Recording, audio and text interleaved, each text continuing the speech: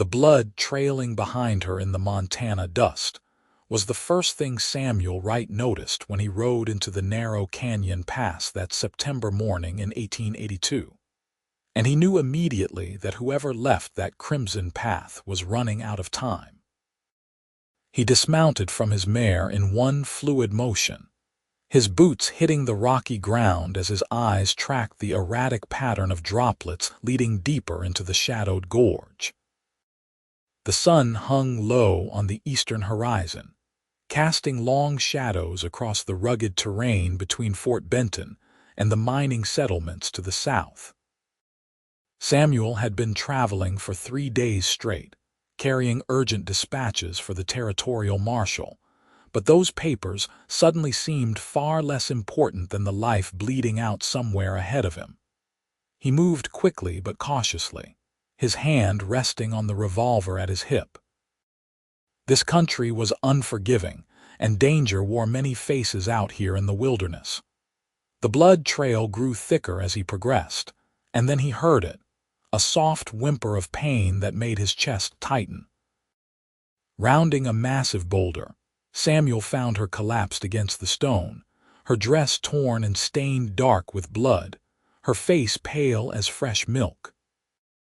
She couldn't have been more than 22 or 23, with auburn hair falling loose from what had once been a proper bun, and green eyes that flickered open with a mixture of fear and desperate hope when she saw him.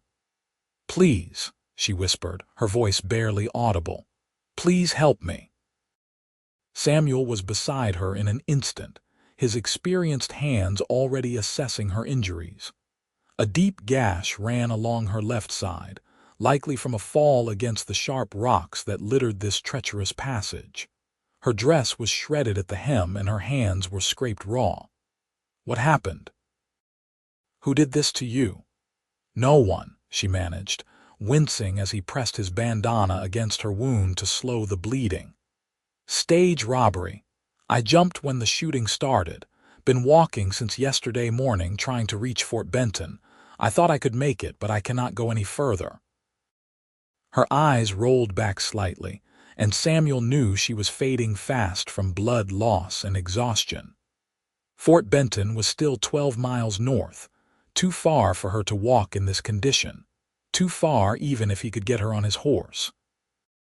She needed immediate medical attention, but there was nowhere close except an old trapper's cabin he remembered from previous journeys through this territory, perhaps 2 miles west. It would have to do. "Listen to me," Samuel said firmly, catching her chin gently to keep her focused on him.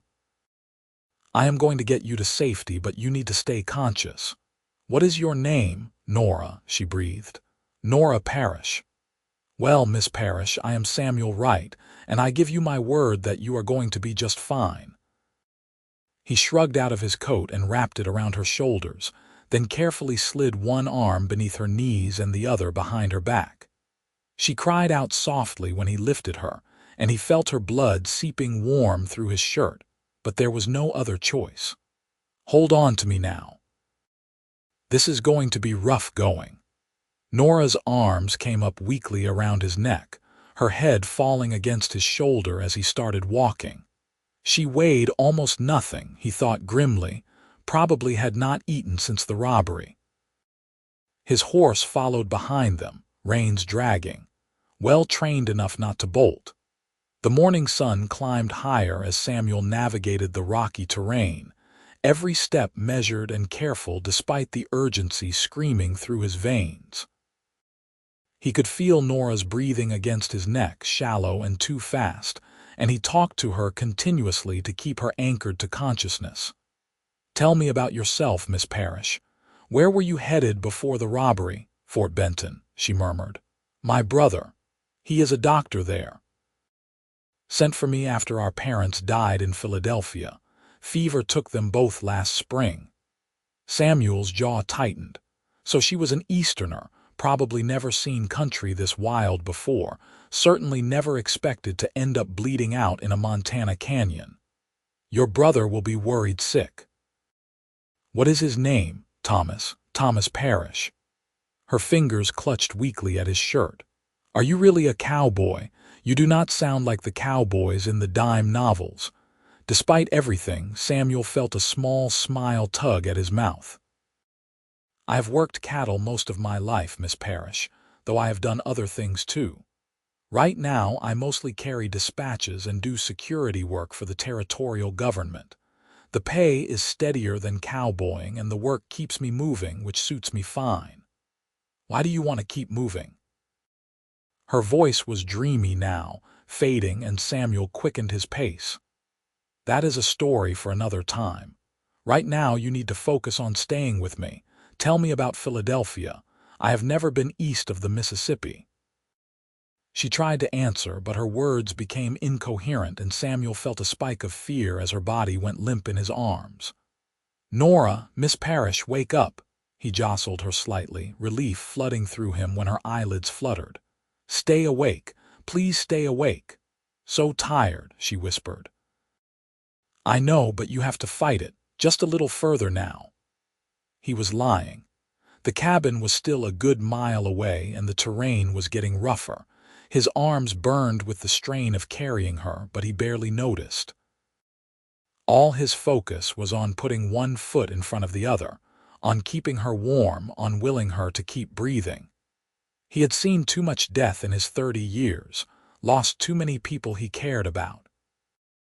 He refused to lose this fragile woman who had stumbled into his path like fate had placed her there deliberately. The sun was directly overhead when the cabin finally came into view. Weathered logs and a sagging roof, but solid walls and a door that still hung straight. Samuel kicked it open and carried Nora inside, laying her carefully on the old rope bed in the corner. Dust covered everything, but at least it was shelter.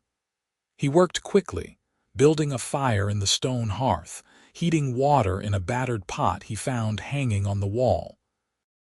His hands moved with practiced efficiency as he cut away the ruined fabric of her dress around the wound, cleaning it with boiled water and strips torn from his spare shirt. Nora cried out when the hot water hit the torn flesh, her back arching, and Samuel held her down gently but firmly. "I know it hurts. I am sorry, but I have to clean it or infection will kill you faster than the bleeding." His voice was steady, calm, even though his heart was pounding. The gash was deep but clean, no debris embedded that he could see. He worked carefully, stitching the wound with the needle and thread he kept in his saddlebag for emergencies, his stitches neat and small. His mother had been a seamstress, and she had taught him the value of precise work before she died. When he finished, Nora had passed out completely, her breathing more even now that the immediate danger had passed. Samuel wrapped her in both his coat and the single moth-eaten blanket he found in a trunk, then sat back on his heels and allowed himself a moment to shake. That had been too close. Another hour and she would have been gone. He looked at her pale face, the shadows under her eyes, the determined set of her jaw even in unconsciousness, and felt something shift in his chest. He stood abruptly and went outside to tend his horse, unsettled by the intensity of his response to this stranger. He was not a man who formed attachments easily. His life had taught him the danger of caring too much, of letting people matter. But as he unsaddled his mare and set about making camp, he could not stop thinking about the way Nora had looked at him with those green eyes full of trust and desperation, how her arms had felt around his neck, how right it had seemed to carry her to safety. Samuel shot a rabbit that evening and made a thin stew, and when Nora woke just after sunset, he helped her sit up carefully and spooned broth between her lips. She was weak but alert, her eyes clearer than they had been. "You saved my life," she said softly. "I did what anyone would do." "No." She shook her head slightly. "Most people would have ridden past, especially out here where every minute counts. You stopped. You carried me. You are still here taking care of me when you said you were carrying urgent dispatches." Samuel shrugged, uncomfortable with her gratitude. "The dispatches can wait another day or two. Your life could not." "Thank you, Mr. Wright, Samuel, just Samuel." A small smile touched her lips. "Then you must call me Nora, not Miss Parrish." Over the next 3 days, Samuel nursed Nora back from the edge. He hunted small game and made nourishing stews, changed her bandages twice daily, and kept the fire burning through the cold September nights. They talked during the long hours, carefully at first, then with increasing ease. Nora told him about growing up in Philadelphia, her father's bookshop, her mother's love of music, how lost she had felt when they died, and how Thomas's letter had seemed like a lifeline. Samuel found himself sharing things he rarely spoke of, about growing up on a ranch in Texas, watching his parents die in a Comanche raid when he was 15. The years he spent drifting from job to job trying to outrun the memories. His voice was rough when he told her about the woman he had almost married, how she had died of cholera the week before their wedding, how after that he decided it was safer to keep moving, to never let anyone matter enough to hurt him again. "That sounds lonely," Nora said quietly. They were sitting by the fire, her wrapped in blankets, him whittling a piece of wood into shape. "Lonely is better than destroyed." "Is it, though?" She looked at him with those clear green eyes. "Because from where I sit, you seem pretty destroyed already, Samuel Wright." "You are just doing it slowly instead of all at once." Her words hit harder than any bullet, and Samuel felt something crack open inside him. "Maybe," he admitted, "but I am still breathing, and that counts for something. Breathing is not the same as living. What do you know about it?" He heard the defensive edge in his voice and hated it. "You are what, 22 years old? You have barely seen anything of the world." "I am 23. And I have seen my parents waste away in front of me over 3 months, watched everything I knew disappear, and then survived a stage robbery and nearly dying in the wilderness. I may be young, Samuel, but I know that life is too short and too precious to spend it running scared from what might hurt us." Her voice softened. "Everyone dies eventually. The question is whether we really live before that happens." Samuel was quiet for a long time, the only sound the crackling of the fire and the distant howl of a wolf. Finally, he looked at her and said, "You are either very wise or very foolish, Nora Parrish, and I cannot decide which. Perhaps both." She smiled, and Samuel felt his heart do something strange and uncomfortable in his chest. On the 4th day, Nora was strong enough to stand with his help, and on the 5th, she could walk slowly around the cabin. Her wound was healing cleanly. No signs of infection, and color had returned to her cheeks. Samuel knew it was time to get her to Fort Benton, to her brother who must be frantic with worry by now. But he found himself inventing reasons to delay, checking her stitches one more time, insisting she needed another day of rest, anything to prolong these strange, suspended days in the wilderness. Nora saw through him immediately. "We need to go, Samuel. Thomas will be organizing search parties by now, and you have already delayed your dispatch work far too long for a stranger." "You are not a stranger," he said, the words out before he could stop them. "Not anymore." Something flickered in her eyes, something that made his breath catch. "No," she agreed quietly. "Not anymore." They left the next morning, Nora riding Samuel's horse while he walked alongside, one hand on the reins, the other ready at his gun. The journey to Fort Benton took 2 days, traveling slowly to accommodate Nora's healing injury. They camped under the stars the first night, and Samuel woke in the small hours to find Nora watching him across the dying fire. "Cannot sleep?" he asked. "I keep thinking about what happens when we reach Fort Benton. You will deliver your dispatches and move on to the next job. I will reunite with Thomas and start my new life. We will probably never see each other again." The thought made Samuel's chest ache in a way he had not felt in years. That is generally how these things work. It does not have to be. Nora's voice was tentative but determined. "You could stay in Fort Benton for a while. There is always work in a growing town, especially for someone with your skills." "Nora." He wanted to say yes so badly it frightened him. "I do not stay places, I told you that. You told me why too. You are afraid of losing someone else you care about." She pulled the blanket tighter around her shoulders. "But Samuel, what if the thing you lose by running is worse than anything you might lose by staying?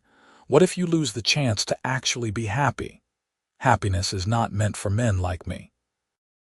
"That is the saddest thing I have ever heard." Nora's eyes were bright with unshed tears.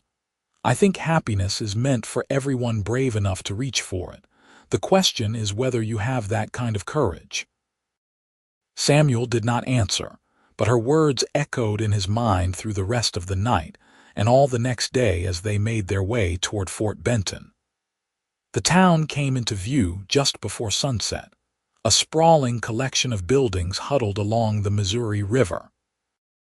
It was a major trading post and transportation hub, bustling with riverboats and freight wagons, miners and merchants, cowboys and soldiers from the nearby fort.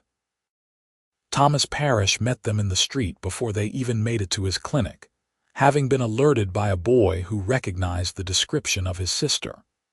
He was a thin man of about 30, with Nora's same auburn hair and green eyes, and the relief on his face when he saw her was profound. He swept her into his arms, tears streaming down his face, and Samuel felt like an intruder on their reunion. He started to slip away, but Nora's voice stopped him. "Thomas, this is Samuel Wright. He saved my life. He carried me when I could not go any further, nursed me back to health, kept me alive. I owe him everything." Thomas gripped Samuel's hand hard, his voice thick with emotion. "I do not know how to thank you properly. Name your price. I will pay whatever you ask." "There is no price." Samuel was uncomfortable with the gratitude, the attention. "I am just glad she is safe." "Then at least stay for dinner. Let me show you some hospitality after what you have done for my sister." Samuel wanted to refuse, to collect his dispatches and ride out immediately before the feelings growing in his chest became impossible to ignore. But Nora was looking at him with such hope in her eyes that he found himself nodding. "I suppose I could stay one night." One night became 2, then 3. The territorial marshal's office was closed for some administrative reorganization, so Samuel's dispatches had to wait anyway, and Thomas insisted he stay in the spare room above the clinic.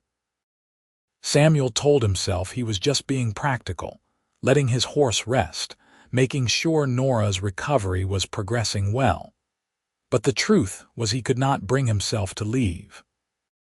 He spent his days helping Thomas around the clinic, fixing things that needed repair, chopping wood, making himself useful. His evenings were spent with Nora, walking slowly through the town as she regained her strength, talking about everything and nothing. Fort Benton was different than any place Samuel had been before. It had a permanence to it, a sense of community that came from people putting down roots. He watched families gathering for church on Sunday, saw shopkeepers who had owned their stores for years, witnessed the easy familiarity of neighbors who knew each other's names and stories. "You are thinking about staying," Nora said one evening. They were standing on the bank of the Missouri River, watching the sun set in a blaze of orange and gold. 3 weeks had passed since Samuel carried her to safety, and her wound had healed to a pink scar. She was wearing a proper dress now, her hair pinned up, looking every inch the refined Eastern lady except for the wild Montana sky reflected in her eyes. "I am thinking it is dangerous for me to stay," Samuel corrected quietly. "Dangerous how?" He turned to face her fully, letting her see everything he usually kept locked away. "Dangerous because every day I stay, it becomes harder to imagine leaving. Dangerous because I am starting to care about this place and the people in it." Dangerous because I am falling in love with you, Nora Parrish, and that terrifies me more than anything I have faced. Nora's breath caught, and then she was stepping close to him, her hands coming up to frame his face. I fell in love with you when you lifted me into your arms in that canyon and promised I would be all right. I fell more in love with you every moment you cared for me, every story you shared, every time you made me laugh. I have been waiting for you to catch up. I am not good at this, Samuel said roughly. I do not know how to be what you need. I need you to be brave enough to stay, that is all. Her thumb traced his cheekbone. I need you to take a chance on something good instead of running from what scares you. Samuel closed his eyes, feeling the warmth of her hands, breathing in the scent of lavender water and river air. When he opened them again, he knew his decision was made. It had probably been made the moment he saw that trail of blood in the canyon and chose to follow it. I am going to be terrible at staying in one place. I know. I am going to be restless and difficult when things get too comfortable. I know that too. And I am probably going to drive you crazy. Samuel. Nora smiled up at him, radiant and sure. I already know all of this, and I am choosing you anyway. So will you please stop trying to talk me out of loving you and just kiss me instead? He did, and it felt like coming home after a lifetime of wandering. Her lips were soft and warm, and she tasted like the peppermint tea she favored, and Samuel felt something in him finally settle. When they broke apart, both breathing hard, the last of his resistance crumbled away. I am staying, he said. God help me, I am staying. The joy on Nora's face was worth every moment of fear, every wall he was tearing down, every risk he was taking. She threw her arms around his neck, and he lifted her off the ground, spinning her once before setting her carefully back down, mindful of her healing side. They stood together on the riverbank as the sun finished setting and stars began to appear, making plans for a future Samuel had never let himself imagine before. Thomas gave them his blessing with barely concealed delight, and Samuel found work as the town's deputy marshal when the current deputy decided to retire. It was steady work, respectable, and it let him use his skills without constantly moving on. He bought a small house on the edge of town with money he had saved over years of drifting, and Nora helped him turn it into a home, adding curtains and rugs and all the small touches that made a place feel lived in. They were married in November of 1882. A simple ceremony in the town's small church with Thomas officiating, since he was also serving as the justice of the peace until a proper judge could be appointed.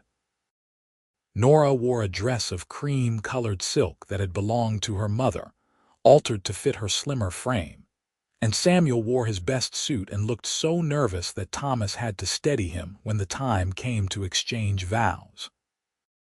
I promise to stay, Samuel said when it came time for his vows, his voice rough with emotion. I promise to stop running and build a life with you right here. I promise to be brave enough for both of us when you need me to be, and to let you be brave for me when I falter. I promise to love you until my last breath and beyond. Nora was crying openly, but her voice was steady when she responded.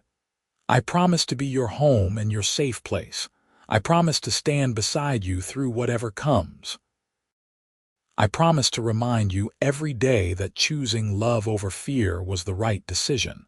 I promise to love you with everything I am, for all the days of my life. Their first year of marriage was an adjustment. Samuel was not used to answering to anyone or considering another person's needs and wants alongside his own. There were moments when the old restlessness gripped him, when he felt the urge to pack up and move on. But Nora was patient with him, giving him space when he needed it, pulling him back when he started to drift too far. She taught school in Fort Benton, bringing education to children who had little access to formal learning, and Samuel watched her with pride as she transformed shy, uncertain students into confident young people. In the spring of 1883, Nora told Samuel she was expecting a child, and he felt terror and joy in equal measure. They spent the summer preparing, Thomas coaching Samuel through his fears about becoming a father, Nora laughing at his increasingly frantic attempts to baby-proof their small house. Their son was born in early December during a snowstorm that blanketed Fort Benton in 3 feet of white. Thomas delivered the baby while Samuel paced outside, and when he finally heard the thin, outraged cry, he nearly collapsed with relief. Thomas emerged minutes later, grinning ear to ear, and ushered him inside. Nora was pale and exhausted but radiant, cradling a tiny red-faced bundle against her chest. "Come meet your son, Samuel." He approached slowly, almost afraid, and then he was looking down at the most perfect thing he had ever seen. The baby had a shock of dark hair and eyes that would probably turn brown like his father's, and when Samuel carefully took him from Nora, the infant wrapped one impossibly tiny hand around his finger and held on tight. "He is perfect," Samuel whispered, tears streaming down his face without shame. "You are perfect." They named him James, after Samuel's father, and he transformed their lives completely. Samuel discovered reserves of patience he never knew he possessed, spending hours walking the floor with a colicky baby, changing diapers without complaint, marveling at every tiny milestone. Nora bloomed in motherhood, somehow managing to balance teaching and raising James with grace and humor. As the years passed, Fort Benton grew and changed around them. More families moved in, more businesses opened, and the wildness that had characterized the early days gradually gave way to civilization. Samuel watched the transformation with mixed feelings, sometimes missing the untamed country of his youth, but mostly grateful for the safety and stability it brought his family. In 1885, Nora gave birth to their daughter, Emma, during a spectacular summer thunderstorm. She had her mother's auburn hair and green eyes, and from the moment she was born, she had her father wrapped around her finger. James, now 2 years old, was initially suspicious of this squalling intruder, but soon became fiercely protective of his baby sister. Thomas remained a bachelor, claiming he was married to his medical practice, but Samuel suspected the real reason was that he had not found anyone who measured up to the memory of a nurse he had loved back east. Still, he was a devoted uncle, spoiling James and Emma shamelessly and serving as Samuel's closest friend. The years rolled by in a pattern of seasons and celebrations, challenges overcome together, and love that deepened with time rather than fading. Samuel's position as deputy marshal became permanent, and he gained a reputation as a fair but firm keeper of the peace. He stopped men from killing each other over card games, talked down drunk cowboys threatening to shoot up saloons, and once tracked a gang of horse thieves all the way to the Canadian border and brought them back to face justice. But his real life, the life that mattered, was the one he lived within the walls of their modest home. It was Nora greeting him at the door every evening, James and Emma racing to wrap themselves around his legs, the smell of supper cooking, and the 1,000 small domestic rituals that made up a well-lived life. It was teaching James to ride and watching him grow tall and strong, teaching Emma her letters and seeing her devour every book she could get her hands on. It was Nora's hand in his during church services, her head on his shoulder on quiet evenings, her laughter echoing through their home. In the summer of 1889, Samuel and Nora stood together watching James, now 6, teaching 4-year-old Emma how to fish in the Missouri River. The afternoon sun was warm on their faces, and Nora was resting her head against Samuel's shoulder, her hand covering the slight swell of her belly where their third child was growing. "You remember the day we met?" Nora asked softly. "Every detail."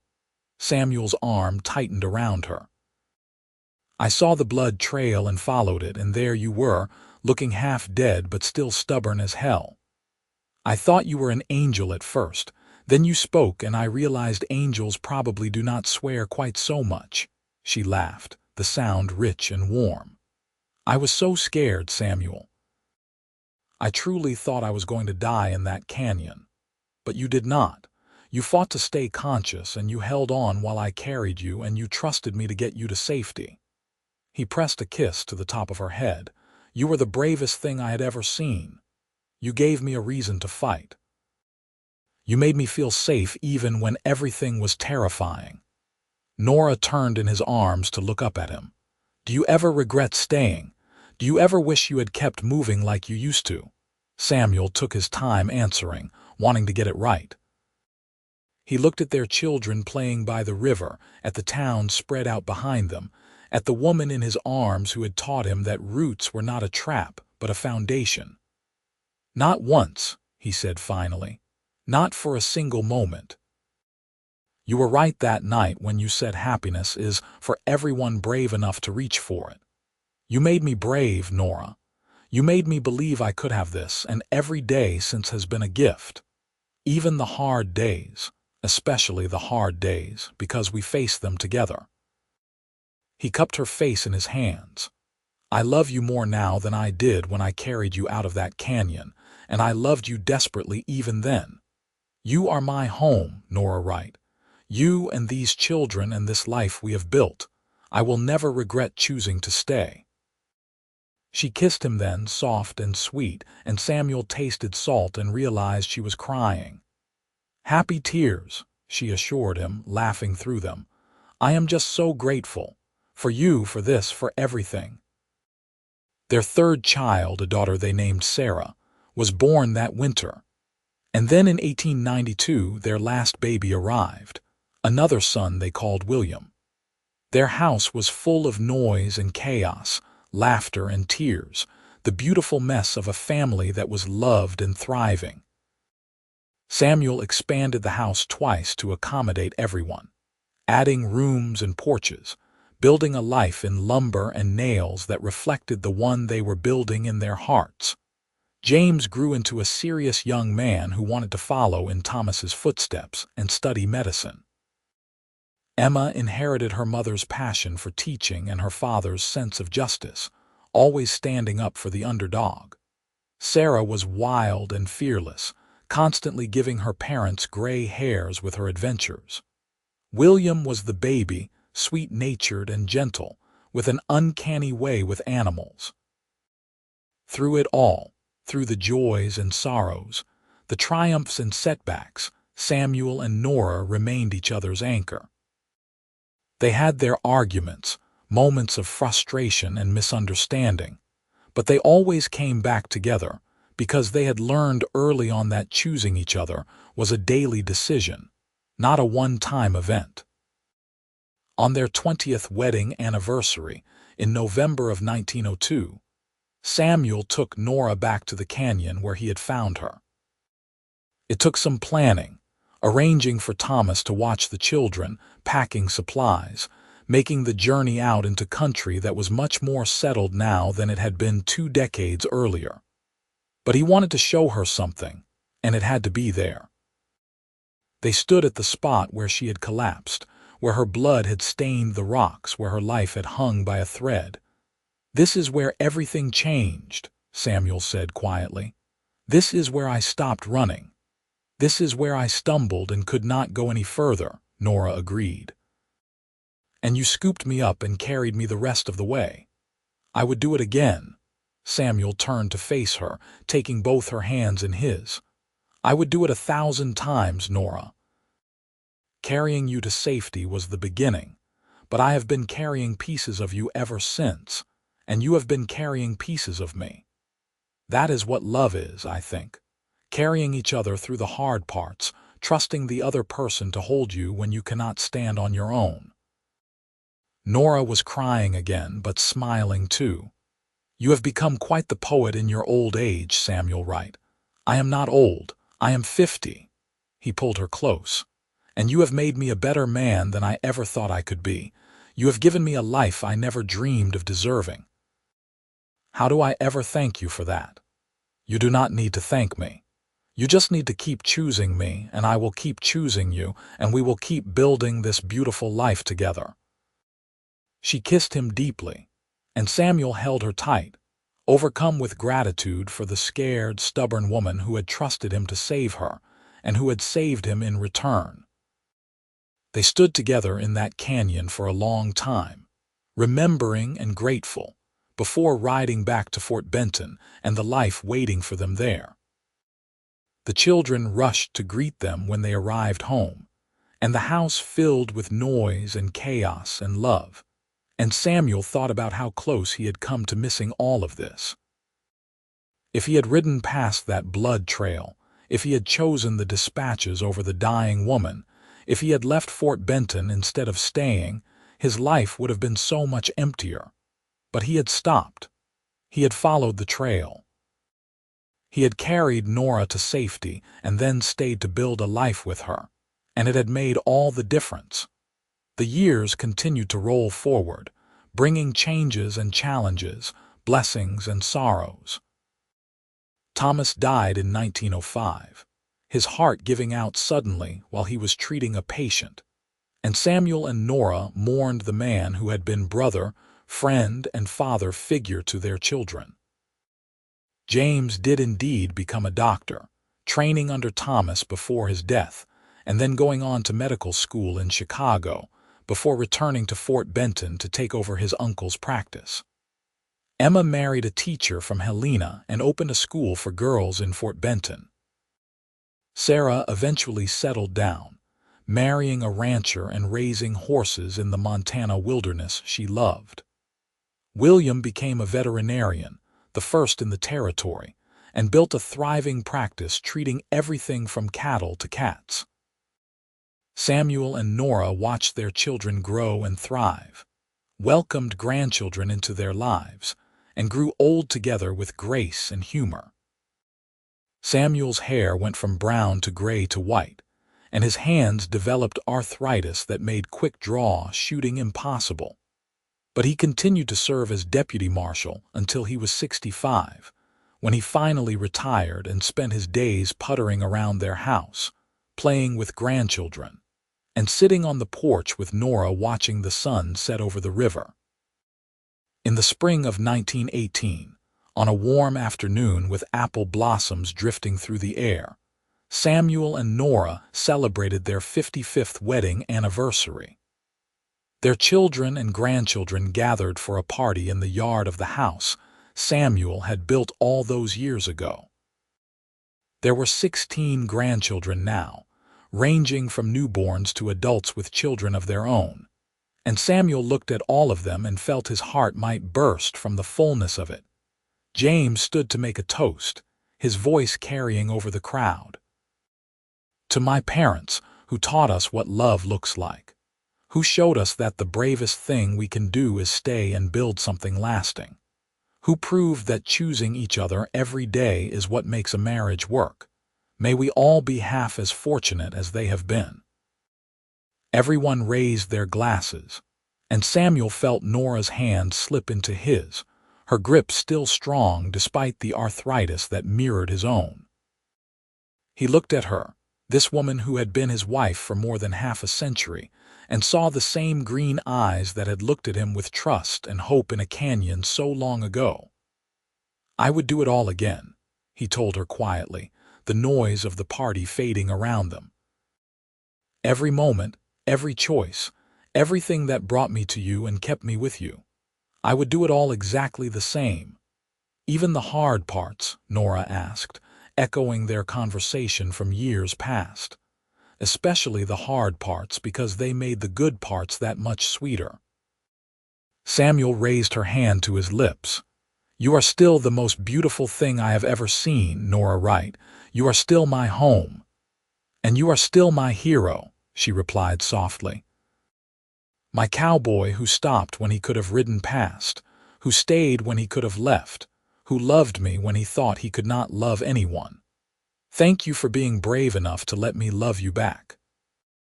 They sat together as the party continued around them, surrounded by the fruit of their love and labor, the legacy they had built from a chance meeting in a canyon and a decision to stay. The sun set in brilliant shades of orange and gold, painting the Montana sky in colors that never seemed to fade, and Samuel thought about all the sunsets he had watched in his 70 years. None of them compared to the ones he watched with Nora by his side. When Samuel died in his sleep in the winter of 1920, Nora held his hand and whispered that she would see him soon. She followed him 3 months later, her heart simply deciding it was time to rest. They were buried side by side in the Fort Benton cemetery, their shared headstone marking the space where their bodies lay, but not the places their love had touched. Their children told the story at family gatherings, about the cowboy and the dying woman, the canyon and the cabin, the moment when Samuel scooped Nora up and carried her to safety. They told it to grandchildren and great-grandchildren, and it became part of the family mythology, a reminder that love often begins in the most unexpected places, and that the bravest thing we can do is choose to stay when everything in us screams to run. In the decades that followed, Fort Benton continued to grow and change, but the house Samuel built remained standing, passed down through generations of their descendants. The canyon where they met was named Wright's Pass by locals who knew the story, and couples sometimes visited it, standing where Samuel found Nora and making their own promises about staying and choosing and building lives together. The legacy of Samuel and Nora Wright was not measured in wealth or fame, but in the generations of loved and loving people they had launched into the world. It was measured in the way their descendants approached relationships, with commitment and courage and faith that choosing each other was always worth the risk.